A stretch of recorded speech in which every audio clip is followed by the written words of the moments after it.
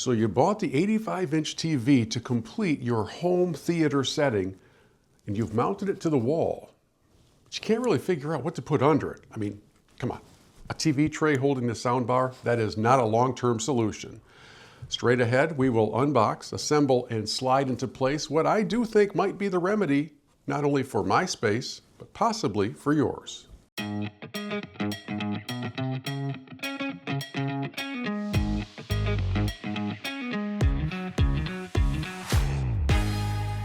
Hi friends, Bill here from Bill's Reviews and Tech Tips, and today we look to solve a bit of a dilemma. Perhaps you're experiencing the same kind of a challenge, and that is how best to fill the space underneath your big screen TV in your home theater area.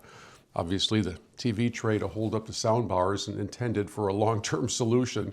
And so what we're going to do is crack open a box, do some assembly in rapid speed for you in time-lapse fashion, and on the other end of that, we'll take a close-up look at what I think could be the solution for your space. So for the assembly of this fireplace TV stand to go well, I need complete, accurate, full instructions, and the kit with all of the parts that comes along needs to match those instructions perfectly. Whenever you see the words "some assembly required," enter into the project with some fear and trepidation, because very rarely does everything match as it's supposed to. And that was certainly the case here, as I spent almost 90 minutes trying to figure out how to secure the fireplace in place using the brackets that were provided with the kit.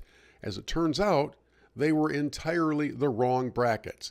Very, very frustrating. Now, aside from that, in the end, I was really quite pleased with the way things assembled and with the final look of the fireplace TV stand.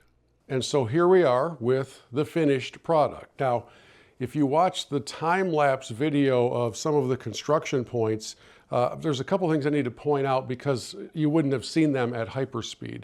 First of all, I am never, ever going to win the award for Handyman of the Year. I'm not even sure I'd win the award for Handyman on my street. In fact, I'm quite certain I wouldn't. So it took me quite a while to get through all of the instructions and assemble this unit. Here's what you need to know about the unit. It looks beautiful. We'll turn the fireplace on for you here in a moment. But this is not going to be something that becomes a family heirloom, right? So the quality of this is visual, it's ornamental, but it's got a little shakiness to it. Also, as you probably could surmise, sometimes the instructions are not as complete as they need to be. Sometimes they're a little bit confusing. As I look down to my left, I see a lot of parts that were never needed or used, including a couple of tools that were never even mentioned in the instruction. So kind of confusing. But the biggest confusion, the biggest frustration, the biggest moment that made me want to throw things cost me probably about 90 minutes of time today. These two little brackets. These two little brackets are supposed to go in behind the fireplace and hold it in place.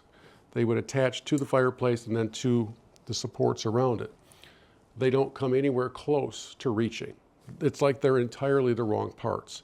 And so what I had to do was go behind and kind of make my own support system. I say all that because, as you know, we want to do honest reviews and give you a really good feel for the product.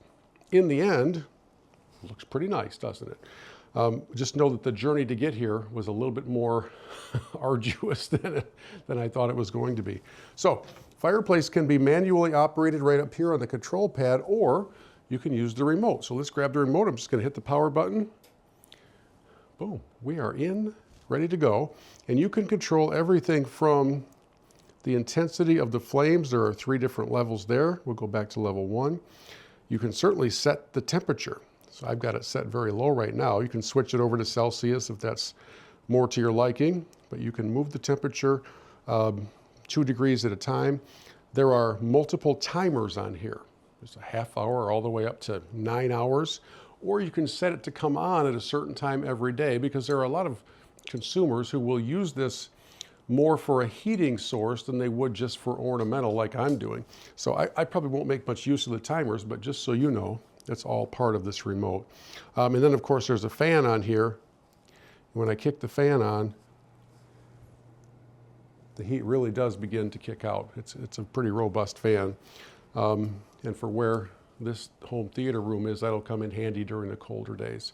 So in the end, there's the unit. Just remember the journey to it, the three dreaded words in the English language, some assembly required.